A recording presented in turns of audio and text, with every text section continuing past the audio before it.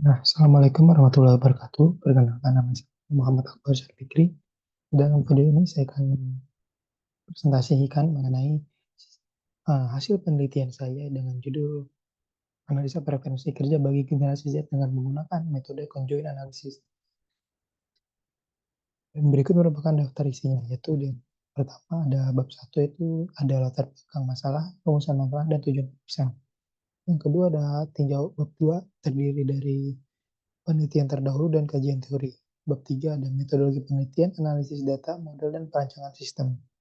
Kemudian ada bab 4 hasil dan pembahasan mengenai profil responden, uji kualitas dan reliabilitas, kemudian conjoin. Dan yang kelima diakhiri dengan penutup. Kita masuki bab pertama, yaitu mengenai pendahuluan. Latar belakangnya karena konflik antar generasi yang tertanam sejak lama, menurut Shizuka tahun 2023. Selain itu pula banyaknya milenial dan generasi Z akan meramaikan dunia kerja sehingga dapat menimbulkan gap antar generasi yang nantinya dapat berpotensi menimbulkan konflik. Selain itu pula, konflik antar generasi disebabkan karena kritik dari generasi tua ke generasi yang lebih muda, penolakan dari generasi tua ke generasi yang muda, serta ketidaksepakatan antar generasi, baik generasi tua ke generasi yang muda. Selain itu pula, gangguan komunikatif bisa menjadi salah satu faktor memicu konflik antar generasi, misalnya seperti nasihat yang tidak diminta, terus habis itu pengasuhan, atau misalnya eh, ya pengasuhan yang dinilai berlebihan, terus kemudian pernyataan-pernyataan yang terlalu menyinggung ke arah personal ataupun pribadi.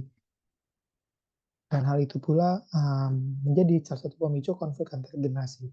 Konflik antar generasi dapat dicegah dengan melakukan yaitu studi antar generasi. Studi antar generasi ini menjadi penting karena dapat menjadi peluang pertukaran pengalaman dalam organisasi sehingga antar generasi bisa bertambah pengetahuan dan nilai antar generasi. Kemudian melalui studi antar generasi pula dapat diharapkan memberikan pengetahuan tambahan mengenai karakteristik dan value atau nilai unik dari antar generasi. Dan tentunya antar generasi memiliki karakteristik, yaitu diantaranya saya bisa membagi ketiga generasi, yaitu ada generasi X, generasi Y, dan generasi Z. Generasi X yaitu generasi yang lahir tahun 1965 sampai 1980. Menurut Luxemburg dan Ormsby tahun 2020 mengungkapkan bahwa generasi X memiliki stereotip sebagai generasi yang apatis, individualis, dan tidak berpengaruh oleh keadaan lingkungan. Kemudian generasi X itu mirip dengan generasi baby boomer. Ya, seperti misalnya idealis, workaholic, loyal terhadap pekerjaan, menghargai gelar, dan bersifat materialistik. Kemudian generasi Y yaitu generasi milenial. Generasi ini berkompetensi dalam pengetahuan digital sehingga mudah bagi mereka untuk mengetahui mengenai bidang IT. Terus generasi Y juga mudah menerima adanya perbedaan. Kemudian generasi Z, generasi yang lahir tahun 1996 sampai tahun 2012. Memiliki kelebihan yaitu kemampuan untuk memanfaatkan teknologi digital secara efisien dan bisa menyelesaikan tugas secara lebih cepat. Kemudian mampu beradaptasi dan menerima inovasi karena mereka dilahirkan di saat perkembangan teknologi sedang pesat. Kemudian lebih nyaman bekerja dari berbagai lokasi atau work from anywhere. Kemudian pastinya setiap generasi memiliki preferensi dalam bekerja. Seperti misalnya generasi X, mereka menyukai work-life balance, gaji, fleksibilitas kerja, dan pekerjaan yang menantang. Kemudian generasi Y lebih menyukai kemajuan karir, pelatihan dan pengembangan, perasaan aktif. Serta generasi Z lebih menyukai gaji, jenis kontrak, pengembangan karir, dan pembimbing yang baik. Dan berikut merupakan pertanyaan penelitian, yaitu di dalam penelitian ini memiliki rumusan masalah, yaitu kita berapa tingkat kepentingan secara keseluruhan atribut preferensi kerja bagi generasi Z berupa gaji, pengembangan karir, work-life balance, lokasi kerja, dan fleksibilitas kerja. Kemudian ada berapa tingkat utilitas pada masing-masing level atribut preferensi kerja berupa gaji, pengembangan karir, work-life balance, lokasi kerja, dan fleksibilitas kerja. Kemudian bagaimana kombinasi atribut secara keseluruhan yang paling disukai dan yang paling tidak disukai generasi Z dalam bekerja. Tujuannya yaitu untuk mengetahui tingkat kepentingan secara keseluruhan atribut preferensi generasi Z. Kemudian yang kedua, mengetahui tingkat utilitas atau utility value pada masing-masing level atribut. Kemudian mengetahui kombinasi atribut secara keseluruhannya paling disukai generasi Z dalam kerja. Manfaatnya itu bisa menjadi acuan bagi para rekruter untuk melihat atribut-atribut pekerjaan mereka yang paling menarik bagi generasi Z, hingga nantinya dapat dijadikan sebagai rujukan karir bagi generasi Z. Dalam segi teoritis, penelitian ini dijadikan sebagai referensi untuk penelitian selanjutnya.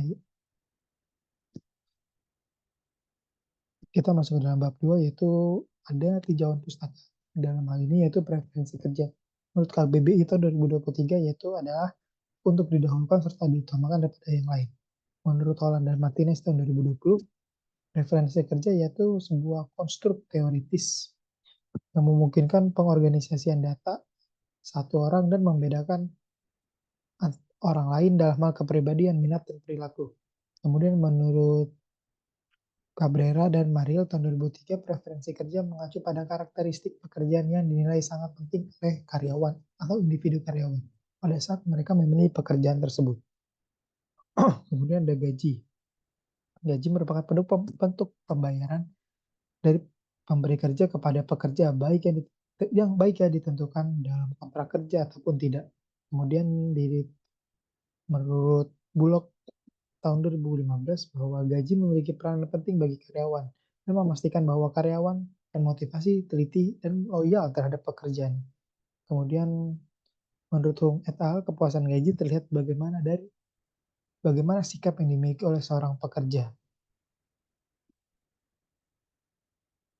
Dan berikut merupakan pengertian pengembangan karir menurut Niati et al tahun 2021. Pengembangan karir merupakan suatu proses peningkatan kemampuan kerja, individu atau skill dalam menyelesaikan suatu pekerjaan untuk mewujudkan karir yang mereka impikan.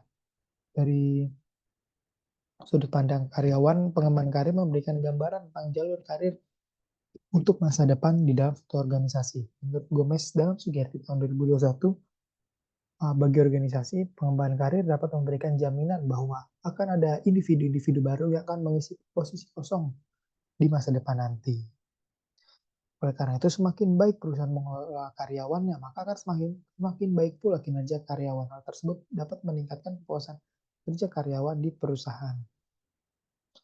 Yang ketiga ada work-life balance atau keseimbangan kehidupan kerja, merupakan kecenderungan untuk terlibat penuh dalam kinerja setiap individu, serta peran individu dalam peranan total seseorang untuk mendekati peran dan sikap perhatian. Menurut Marx dalam Sirgi dan Lee tahun 2018. Output dalam work-life balance ini yaitu minimnya konflik peran antara pekerjaan dan bukan pekerjaan. Kemudian work-life balance dipengaruhi oleh kinerja karyawan baik secara positif maupun negatif. Dampak ketidakseimbangan kehidupan pekerjaan yaitu rendahnya produktivitas dan kinerja individu dalam suatu organisasi. Lokasi kerja, menurut Heizer dan Rainer tahun 2015, lokasi kerja merupakan tempat atau badan usaha beroperasi untuk menghasilkan suatu produk, barang, ataupun jasa. Menurut Crompton dan Bolton tahun 2018 menekankan bahwa ada dua pilihan yang mempengaruhi keputusan pemilihan lokasi kerja, yaitu keputusan yang nyata dan dapat diukur, misalnya untuk memperluas kapasitas produksi dan mengurangi biaya. Keputusan yang tidak berwujud, misalnya kualitas hidup pekerja dan citra perusahaan. Fleksibilitas kerja, menurut Hill et al. Dalam Kroll tahun 2018 mendefinisikan bahwa fleksibilitas kerja sebagai kebijakan yang memungkinkan karyawan untuk memutuskan kapan, di mana, dan berapa lama mereka terlibat dalam tugas-tugas yang berhubungan dengan pekerjaan. Dengan adanya fleksibilitas ini, karyawan dapat mandiri menentukan jam kerja mereka sendiri. Menurut Chung tahun 2020, fleksibilitas kerja yang ramah pada keluarga nantinya dapat menghasilkan peningkatan hasil kinerja. Yang berikut merupakan beberapa penelitian terdahulu, yaitu penelitian Kapur dan Yadav tahun 2020. Dengan menggunakan sampel itu 152 di bidang media dan komunikasi Universitas New Delhi, India, dengan hasil bahwa keamanan kerja merupakan atribut yang paling disukai oleh generasi tersebut. Kemudian Meyerding tahun 2018 dengan menggunakan sampel yaitu sebanyak 568 mahasiswa dengan hasil bahwa atribut pendapatan dan perspektif masa depan adalah karakteristik preferensi kerja mahasiswa pertanian di Jerman. Kemudian menurut Garteng dan Mensa tahun 2022, menggunakan sampel sebanyak 128 mahasiswa dengan hasil bahwasannya gaji, manajemen yang suportif, dan pekerjaan menantang serta lokasi di kota adalah atribut yang tertinggi. Kemudian Liu tahun 2021 menggunakan responden sejumlah 581 mahasiswa dengan hasil bahwa pendapatan bulanan dan lokasi kerja merupakan atribut yang paling penting bagi mahasiswa lulusan sarjana farmasi di Cina. Dan berikut merupakan model penelitian yang akan diuji dalam penelitian ini. Menurut Isti Sujandari dalam bukunya yang dibuat tahun 2011, Conjoint Analysis termasuk dalam multivariate independence method, di mana X merupakan variabel independen, sedangkan yang terdiri dari atribut maupun level atribut, sedangkan dia merupakan variabel dependen yang terdiri dari preferensi dari responden. Menurut Santoso tahun 2012, penelitian metode conjoint berbeda dengan analisa multivariate lainnya. Sebab di dalam metode ini tidak perlu dilakukan pengujian hipotesis seperti dalam pengujian atau penelitian normalitas.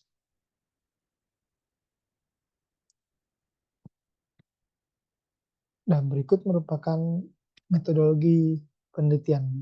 Di dalam penelitian ini, peneliti menggunakan 150 sampel generasi Z, yaitu dalam hal ini mahasiswa manajemen angkatan 2020 dan 2021.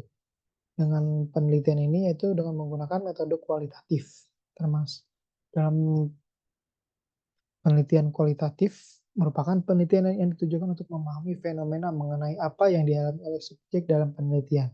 Terus penelitian dalam kualitatif juga dapat melakukan studi lapangan agar mendapatkan data yang diperlukan dengan menggunakan angket ataupun kuesioner yang didistribusikan melalui survei. Dan berikut merupakan instrumen penelitian di dalam penelitian itu di variabel gaji, dan intinya itu saya dapat berorientasi pada perusahaan yang memberikan gaji tinggi setiap bulannya dan seterusnya. Dan ini merupakan instrumen penelitian pengembangan karir. Dan berikut merupakan instrumen penelitian work-life balance. Dan berikut merupakan instrumen penelitian dari lokasi kerja. Kemudian berikut merupakan instrumen penelitian dari fleksibilitas kerja. Untuk analisa datanya terdiri dari uji validitas, uji reliabilitas, dan analisis conjoint. Uji validitas ini merupakan uji yang berguna untuk melihat apakah satu alat ukur yang dapat dikatakan valid atau tidak valid. Dengan model analisis validitas di dalam penelitian ini yaitu menggunakan model CFA. Dapat dinyatakan valid apabila nilai faktor loading lebih besar dibandingkan 0,30. Dan uji reliabilitas merupakan pengujian yang dilakukan untuk menunjukkan apakah instrumen yang digunakan dalam penelitian ini dapat diandalkan atau tidak. Dalam penelitian ini menggunakan uji reliabilitas Cronbach's alpha. Selanjutnya yaitu analisis conjoint. Dalam kaitan dengan manajemen sumber daya manusia, analisis conjoint memiliki tujuan untuk memahami preferensi pekerjaan dan harapan bagi calon karyawan. Hasil dari conjoint analisis juga berupa nilai utilitas pada setiap level atribut yang digunakan dalam penelitian. Nah, berikut merupakan hasil penelitiannya. Kita mulai dari responden berdasarkan angkatan. Di dalam tabel 4.1 data disebutkan bahwa jumlah mayoritas responden berasal dari S1 manajemen angkatan 2021 dengan jumlah 83 mahasiswa atau sebanyak 55%, sedangkan mahasiswa S1 manajemen angkatan 2020 sebanyak 67 mahasiswa atau 45%. Sehingga dalam penelitian ini didominasi oleh angkatan 2021. Profil responden berdasarkan jenis kelamin. Jika dilihat dari hasil yang dapat disimpulkan sebagian besar responden berjenis kelamin perempuan dengan jumlah 77 mahasiswa atau 51%, sedangkan laki-laki sejumlah 73 atau 49%. Dan berikut merupakan profil responden berdasarkan pekerjaan. Di dalam tabel 4.3 dapat disimpulkan bahwa pekerjaan responden didominasi oleh pekerja internship dengan jumlah 98 mahasiswa atau 64,9%. Nah, berikut merupakan hasil uji validitas dalam penelitian ini. Di antaranya yaitu atribut gaji memiliki 4 indikator serta nilai faktor loading yang lebih besar daripada 0,3. Hal ini menunjukkan bahwa 4 indikator yang digunakan itu valid. Selain itu, atribut gaji memiliki nilai Cronbach's alpha yaitu 0,703. Berarti variabel dalam penelitian ini dapat dipercaya. Kemudian atribut pengembangan karir memiliki nilai faktor loading lebih besar daripada 0,3 dan dinyatakan valid. Selain itu, atribut pengembangan karir memiliki nilai Cronbach's alpha sebesar 0,761 yang berarti variabel dapat dipercaya. Untuk atribut work-life balance memiliki 3 indikator serta nilai faktor loading yang lebih besar daripada 0,3 dan memiliki nilai Cronbach's alpha itu 0,797. Artinya dalam penelitian ini dapat dinyatakan valid dan reliable. Begitu pula dengan atribut lokasi kerja memiliki 3 indikator serta nilai faktor loading yang lebih besar daripada 0,3. Hal ini menunjukkan bahwa indikator yang digunakan itu valid dan memiliki nilai Cronbach's alpha itu 0,797 yang berarti dapat dipercaya. Hal ini sama dengan fleksibilitas kerja dengan nilai faktor loading yang lebih besar daripada 0,30 dan nilai Cronbach's alpha-nya itu sebesar 0,640 yang berarti variabel ini dapat dipercaya. Dan berikut merupakan hasil analisa conjoint. Di dalam tabel ini menampilkan atribut pengembangan karir merupakan atribut yang paling diperhitungkan oleh generasi Z dalam hal ini yaitu mahasiswa S1 manajemen tahun 2020 dan 2021 dengan nilai important value atau nilai kepentingan sebesar 23,607 dengan memiliki utilitas tertinggi yaitu 0,198. Bahwasanya pengembangan karir menjadi preferensi tertinggi bagi mahasiswa S1 manajemen angkatan 2020 dan 2021. Mereka mengutamakan perusahaan yang dapat menawarkan peluang karir yang menarik, perusahaan yang mendukung pengembangan karir individu, serta mereka juga dituntut untuk aktif mengumpulkan informasi karir. Dan berikut merupakan masih hasil yang sama, dan hasil kedua dipegang oleh atribut gaji dengan nilai kepentingan 21,709 dan memiliki nilai utility estimate tertinggi yaitu di 0,237. Bahwasanya gaji menjadi pilihan kedua bagi mahasiswa satu manajemen UNJ angkatan 2020 dan 2001. Bahwasanya bagi mahasiswa tersebut pemberian gaji yang menjadi preferensinya yaitu perusahaannya dapat memberikan gaji tinggi setiap bulannya. Kemudian mereka juga masih mendapatkan gaji atau kenaikan di dalam periode tertentu dan gajinya dinilai setara dengan karyawan lainnya. Kemudian di tabel 4.5 menampilkan bahwa atribut work-life balance memiliki nilai kepentingan tertinggi ketiga dengan nilai important value yaitu 19,366. Indikator tertinggi dapat dilihat pada aspek time balance memiliki nilai utilitas 0,061. Kemudian work-life balance menjadi pilihan ketiga bagi mahasiswa S1 manajemen 2020 dan 2021. Kemudian pada berikutnya yaitu atribut fleksibilitas kerja memiliki nilai kepentingan 18,731 dengan memiliki nilai utilitas atau nilai kegunaan tertinggi yaitu di 0,050. Bahwasannya fleksibilitas kerja menjadi pilihan keempat bagi mahasiswa S1 manajemen angkatan 2020 dan 2021. Bahwasannya mahasiswa S1 manajemen angkatan tersebut memilih perusahaan yang dapat mengakomodasi permintaan mereka di luar pekerjaan. Kemudian di terakhir yaitu bahwasannya lokasi kerja memiliki nilai kepentingan terendah dalam penelitian ini, itu sebanyak 16,587 dan memiliki nilai utility tertingginya yaitu 0,039. Bahwasannya dalam hal ini lokasi kerja menjadi pilihan kelima atau pilihan terakhir bagi mahasiswa S1 manajemen tahun 2020 dan 2021. Mahasiswa S1 manajemen angkatan tersebut memilih lingkungan kerja yang memiliki gangguan kerja paling sedikit. Dan berikut merupakan nilai Pearson-Eyre dan Kendall-Stowe yang masing-masing nilainya sebesar 0,01 dan 0,04. Dalam hal ini lebih kecil daripada 0,05 sehingga dapat disimpulkan bahwa uji analisa konjung dalam penelitian ini memiliki tingkat keakuratan yang tinggi. Serta pada nilai Pearson-Eyre menunjukkan angka 0,701. Dengan kata lain, preferensi generasi Z terhadap pekerjaan sebesar 70,1% dipengaruhi oleh kombinasi atribut dalam kuesioner, sedangkan sisanya dipengaruhi oleh faktor lain. Kesimpulan, bahwasannya dalam hasil uji validitas dalam kuesioner yang dilakukan 140 responden menghasilkan 16 pernyataan yang dinyatakan valid. Dapat dilihat bahwasannya nilai faktor loading lebih besar daripada 0,03 sehingga dapat dinyatakan valid. Sementara uji reliabilitas menunjukkan bahwa kelima atribut seperti gaji, pengembangan karir, work-life balance, lokasi kerja, dan fleksibilitas kerja dapat dinyatakan reliable dan dapat dinyatakan dengan nilai Coron Bates alpha-nya itu lebih besar daripada 0,06.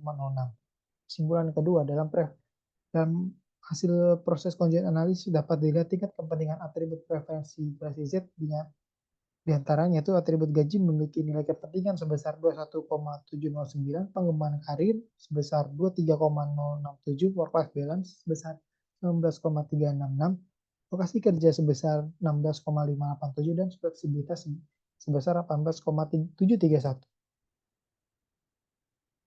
Dalam proses conjoin dapat dilihat pula tingkat utilitas pada masing-masing level atribut. Di dalam atribut gaji, nilai utilitas level atribut tertinggi terdapat dalam kemampuan sebesar 0,237.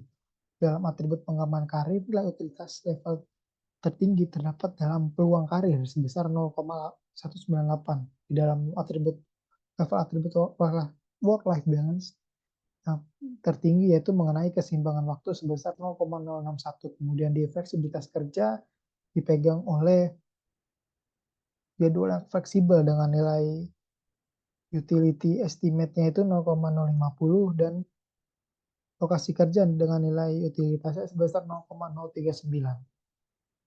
Kemudian kesimpulan 4 dari hasil conjoint tersebut dapat dilihat kombinasi atribut yang paling disukai oleh generasi Z di dalam hal ini yaitu S1 manajemen angkatan 2020 dan 2021. Di antaranya itu pengembangan karir, gaji, work-life balance, fleksibilitas kerja, dan lokasi kerja. Dan berikut merupakan implikasi dari penelitian ini. Di antaranya itu pada atribut pengembangan karir merupakan atribut yang dianggap penting oleh generasi Z dengan nilai 23,667.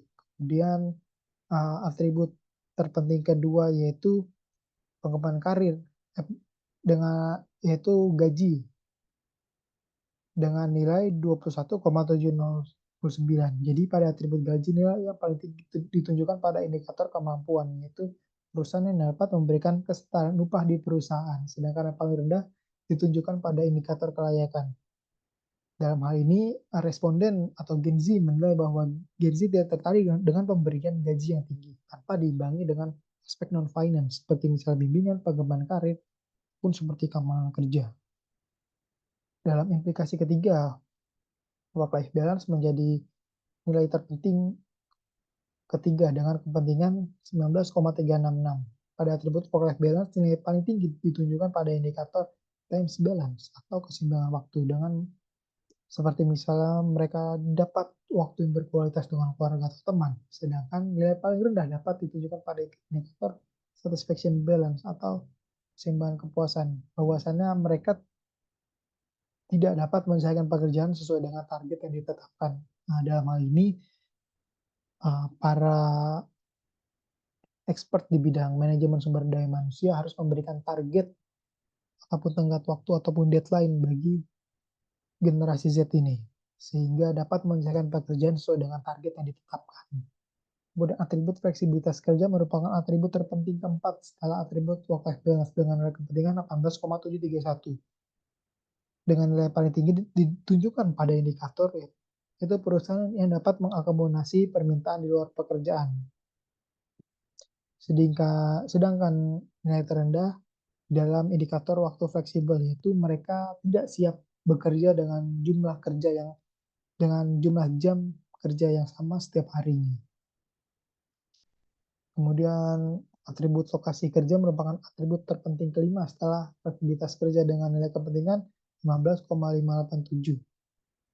Pada aspek lokasi kerja, nilai yang paling tinggi ditunjukkan pada indikator lingkungan kerja, yaitu Gen Z akan memilih lokasi kerja yang memiliki gangguan paling sedikit, sedangkan yang paling rendah dapat ditunjukkan pada indikator aksesibilitas, yaitu perusahaan yang mudah diakses oleh transportasi umum, dan perusahaan tersebut mudah dilihat.